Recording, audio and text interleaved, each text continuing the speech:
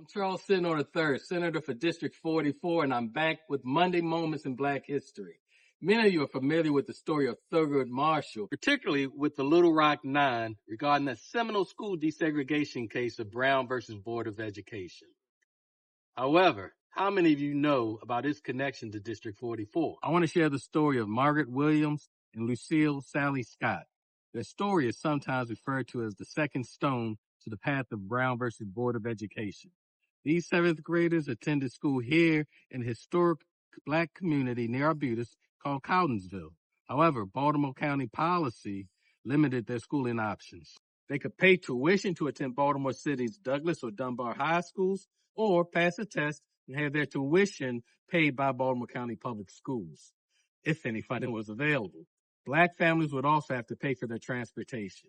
Now, Margaret and Lucille, they couldn't afford this. I'm here at Catonsville Elementary School, which was then an all-white Catonsville High School. In September 1935, attorney Thurgood Marshall drove Lucille, Margaret, and Margaret's father, Joshua Williams, here to enroll, and Principal David Zimmerman refused to admit them because Baltimore County Public Schools prohibited blacks and whites from attending the same schools together. The NAACP sued Baltimore County Public Schools in the case known as Williams versus Zimmerman, where the Court of Appeals denied their efforts, stating the existence of a system of separate schools involves allowances for some incidental differences and some inequalities in meeting practical problems presented.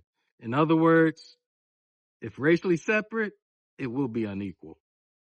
While these young girls were still unable to attend Catonsville High School, Baltimore County opened up 3 high schools for its black students: Banneker School in Catonsville, Carver in Towson, and Bragg School in Sparrows Point.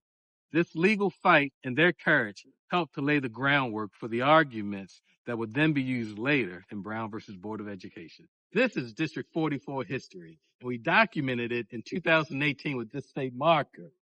It reminds us that progress didn't happen by accident. It happened because people, everyday people, stood up, spoke out, and pushed the system to do better.